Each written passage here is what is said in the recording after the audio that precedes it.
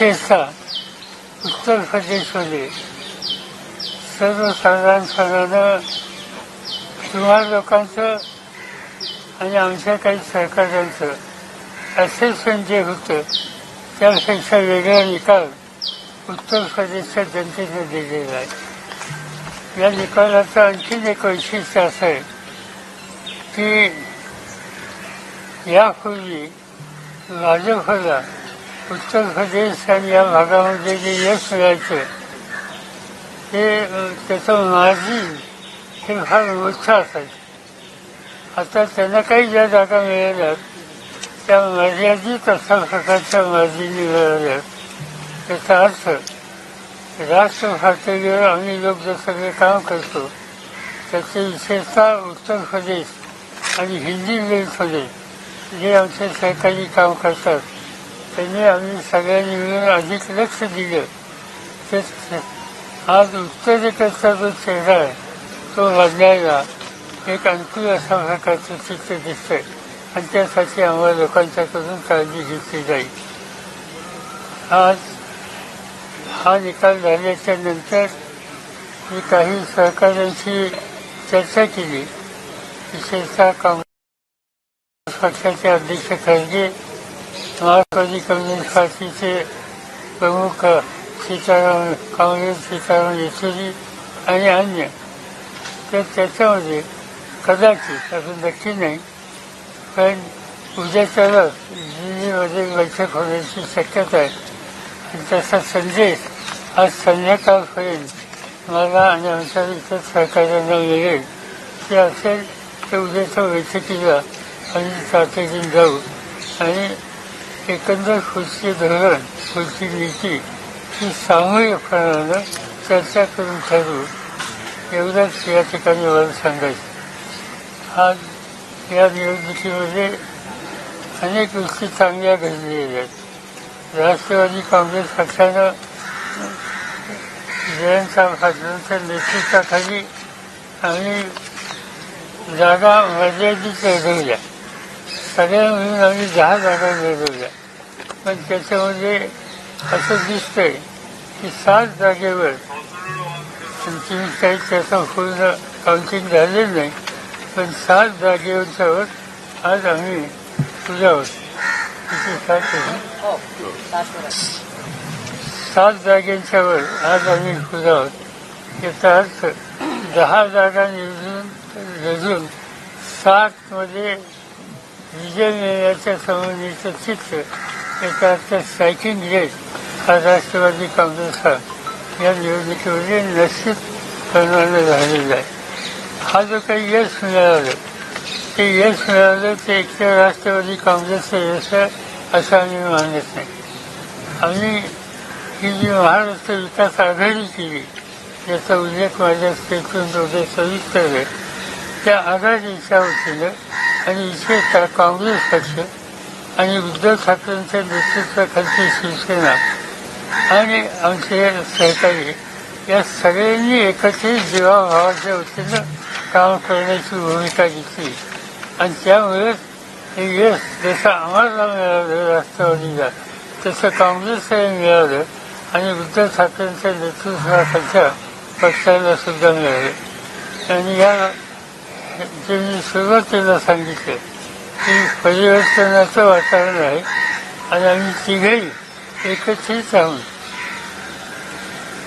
उद्याच्या काळामध्ये आमची धोरणं ठरवू आणि महाराष्ट्राच्या जनतेची सेवा करण्याची खबरदारी घेऊ एवढंच या ठिकाणी मला सांगायचं. उद्याची बैठक ही दिल्लीला आज संध्याकाळी करेल ठरेल आणि ती झाली तर त्या बैठकीला माझी उपस्थिती असेल. आज काही टीव्हीवर बातमी आहे किंवा मी चंद्रबाबूंशी बोललो आणखीन कुणाशी बोललो त्याच्यात काही तथ्य नाही. जे काही कुणाशी बोलले नाही बोलणं माझं झालं असेल तर ते काँग्रेस अध्यक्ष आणि काँग्रेस येचुरी यांच्याशी झालं बाकी कुणाच्या संबंधित नाही. या चर्चा करणं इतरांशी याबद्दलचं धोरण हे राष्ट्रीय पातळीवरचे आमचे सगळे सहकारी आहेत त्यांच्याशी विचारविनिमय करून केलं जाईल. सर, सगळे म्हणतात की तुमचं वय झालं आहे. या ठिकाणी हे सिद्ध झालं आहे की टायगर बुढ़ा हुआ तो क्या हुआ, लेकिन जिंदा है. सर हिंदीमध्ये प्लीज ब्रीफ कराल सगळं तर. सर त्याच्यावर उत्तर. सर एक उत्तर. सर एक उत्तर. तूच उत्तर दिलं तू. असं वाटतं का नितीश कुमार यांची मदत तुम्हाला पुढे मिळेल असं वाटतं? माहिती नाही. माझं काही त्यांच्याशी बोलणं झालं नाही. एका अध्यक्षाचे प्रमुख आहेत आणि त्यामुळे त्याची माहिती असल्याशिवाय त्याच्यावर मी कमेंट करणं योग्य नाही. माझा त्यांचा सुसंवाद आत्ता झालेला संबंध आहेत, पण आत्ता बोलणं झालेलं नाही. सर, बारामतीची जी जागा होती त्यावर नाटकी टक्कर होईल असं म्हटलं जात होतं, मात्र निकाल तुमच्या बाजूने लागलेला आहे. त्याच्याबद्दल काय सांगाल? याचा उमेदवाराला विचारा. बोलणारच आहे. सर. तुम्ही अधिक सभा घेतलेल्या आहेत, तुम्ही फिरलेला आहात. लिहिणं काय असं की माझं स्वतःचं असेसमेंटच्या मतदारसंघाचं असेल की याच्यापेक्षा वेगळा निकाल लागेल असं मला कधी वाटलं नाही. आणि बारामती हा जो विधानसभेचा मतदारसंघ आहे त्याच्यात माझा स्वतःचा गेले 60 वर्षाचा असोसिएशन आहे. माझी सुरुवातच तिथनं झालेली आहे. आणि कशा करू न करू तिथला सामान्य माणूस जो आहे, नागरिक जो आहे, त्याची मानसिकता काय हे मला ठाऊक आहे. आम्ही जावं अथवा न जावं तो योग्यच निर्णय घेतो आणि घेईल याची खात्री आम्हाला होते. आणि मला आता किती टक्के नाही,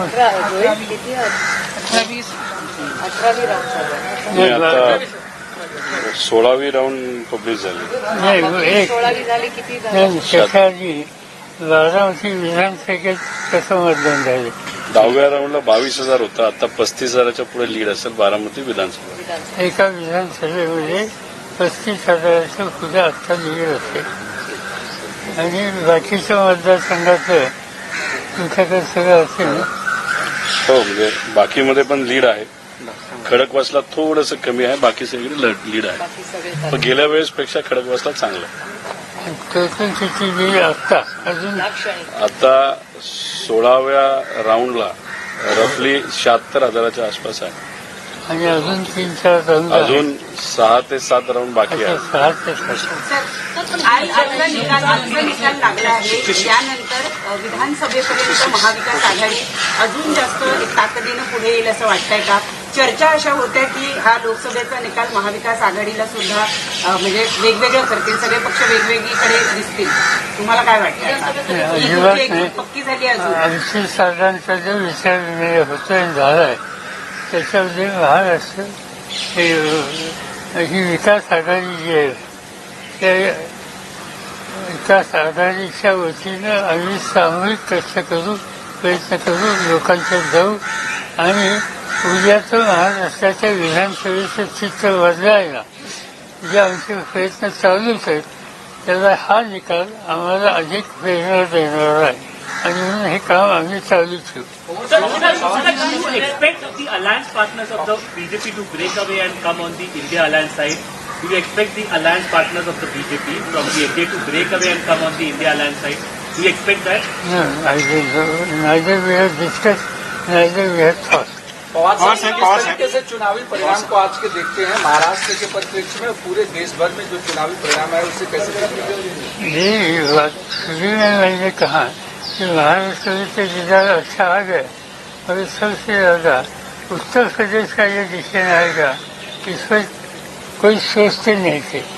हिंदी में इसकी चिंता हम लोगों की थी.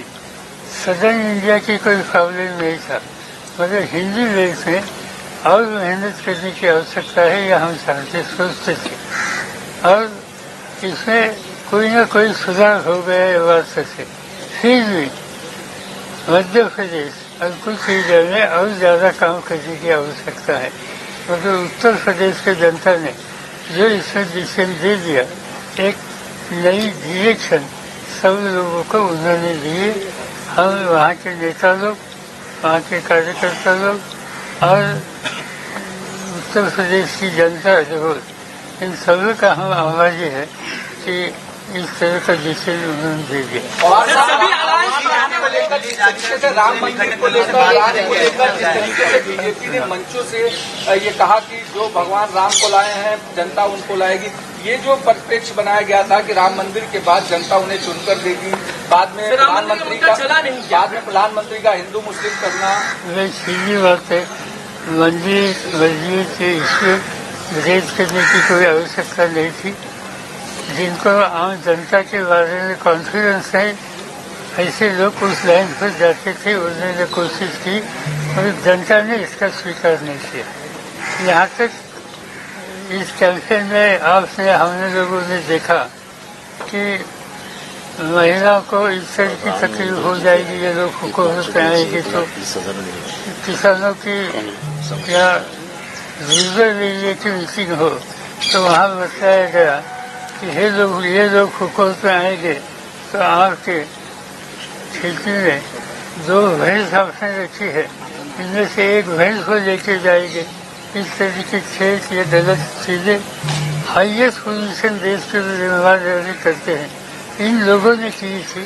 ये बात बिल्कुल अच्छी नहीं थी, मगर हमारा विश्वास था कि आम जनता इस तरह की कैंपेन, इस तरह की लाइन, इस तरह का प्रोपेगेंडा इसका स्वीकार कभी नहीं करेंगे।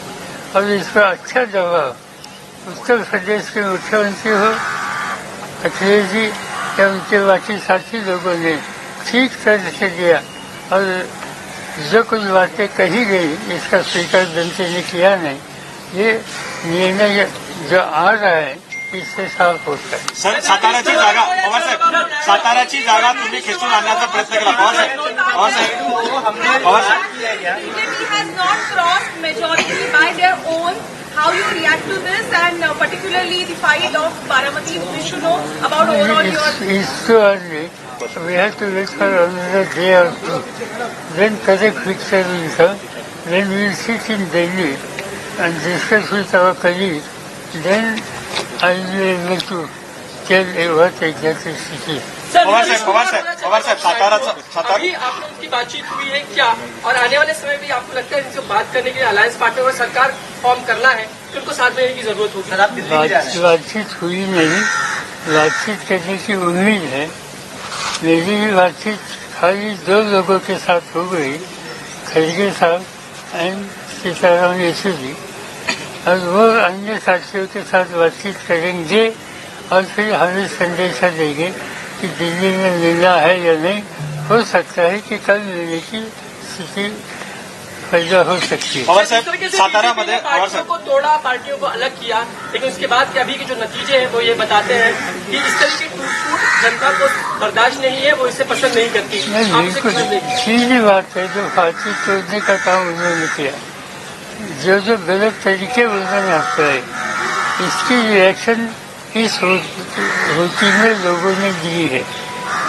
और हमें खुशी है कि ये गलत रास्ते पर एक राजनीति जो जिम्मेदार राजनीति उस रास्ते से जा रही थी, उनको जो कोई सबक सिखाने की आवश्यकता थी वो सबक आम जनता नहीं सिखाए, ये अच्छी बात है। पवार साहेब, साताऱ्याची जी जागा आहे, पवार साहेब, साताऱ्याची जी जागा आहे, साताऱ्याची जागा तुम्ही पाण्यात भिजवून ती परत आणली होती, त्यावेळेस तो विजय मिळाला होता, परंतु आता साताऱ्याची जागेवर पराभव पाहायला मिळत आहे. कुठे कमी पडला असं वाटतं तुम्हाला? माहिती घेतली नाही, कारण अर्थात त्याचं अजून काउंटिंग सुरू झाली नाही आणि थोडक्यात ही सीट जाते असे दिसते, म्हणजे ते काही नकार देण्यात अर्थ नाही. त्याच्या खोलात आम्ही जाऊ, पण आम्हाला विश्वास आहे की सातारा जिल्हा हा राष्ट्रवादीच्या दृष्टीनं एक महत्वाचा घटक आहे आणि ही स्थिती आमची कंटिन्यू राहील. Considering BJP has not crossed the majority mark, and also considering your experience, who do you think will be the next PM of the country? I can't say anything. You see, we are not sure whether we will be able to form government. As I said, we will discuss with our colleagues and decide next course of action. महायुतीचे नेत्यांकडून आता प्रतिक्रिया अशी आहे की जातीय तेढ आणि जातीय ध्रुवीकरण हा महाविकास आघाडीचा फायदा झालेला आहे असं खरंच आपल्याला का जरांगे पाटील मोठा इम्पॅक्ट झाला का? कारण की मराठवाडा आणि विदर्भामध्ये फार मोठ्या प्रमाणामध्ये याचा प्रश्न दिसतोय. असं की लोकांनी त्यांना दूर केलेलं. आता ते दूर केल्याच्या नंतर कुठेतरी त्याची कारणमीमांसा करून डायव्हर्ट करण्याच्या संबंधीचा विचार याच्यात काही तथ्य नाही. हा निकाल महाराष्ट्रातल्या जनतेनं विचारपूर्वक घेतलेला आहे. तिथं बदलाची आवश्यकता आहे, परिवर्तनाची आवश्यकता आहे. गेले 10 वर्षाचं राज्य त्या लोकांनी मधल्या 2.5 वर्ष सोडली ते जनतेने पाहिलेलं आहे आणि त्याला स्वच्छक अशा प्रकारचा निकाल हा लोकांनी घेतला. 250 से नीचे बीजेपी आई है, बीजेपी 250 से नीचे है.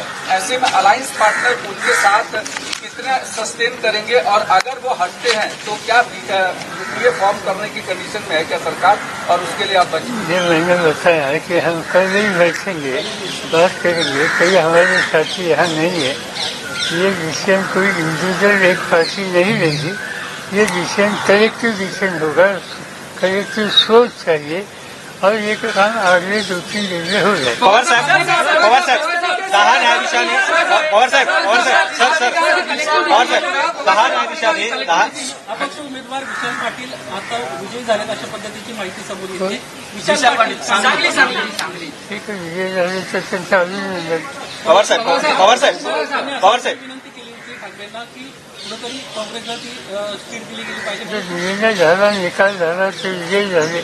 आता कशाला त्याचं पवार साहेब 10 न्यायाधीशांनी जवळपास पत्र लिहिलं होतं. पवार साहेब इंडिया अलायंस आने वाले वक्त में नीतीश कुमार जी के लिए डेप्यूटी प्राइम मिनिस्टर ये ऑफर को कंसिडर करेगी. इस इश्यू के बारे में हमारे यहाँ डिस्कशन ही हुआ है. जब तक बात नहीं होती, कलेक्टिव थिंकिंग नहीं होता, तब तक इस बारे में कुछ जवाब देना ठीक नहीं. थोड़ा रुकिए 1-2 दिन. पवार साहेब काही न्यायाधीशांनी राष्ट्रपती यांना पत्र लिहिलं आहे की हंग जर संसद भवन जर झालं तर या प्रकरणामध्ये पंतप्रधान नरेंद्र मोदी यांना पंतप्रधान न करता इतर विरोधी पक्षांना एकत्र करून त्यांना निमंत्रण द्या. तुम्हाला असं वाटतं का की ही खरी वेळ आहे त्या न्यायाधीशांना सोबत घेऊन? माहिती नाही आम्हाला एक, आणि अजून कुणाला मेजॉरिटी आहे का नाही हे स्पष्ट व्हायला एक 24-48 तासाची आवश्यकता आहे. ते झालेलं नाही असं कुठून बाहेर पडले त्यांना या निकालानं धडा मिळाला असं वाटतं तुम्हाला? तर ते विचार करतील. याच्यातून हा जो निकाल आहे तो बऱ्याच जणांना विचार करायला लावा लागेल. अनेक गोष्टी आहेत ते सांगते. आता आजच सांगा वगैरे, पण सांगण्याला एकंदर लोकांची मानसिकता काय हे समजेल आणि त्याच्यातून सांगताना हा सुचून कदाचित काही वेगळा विचार करतील, माहिती नाही.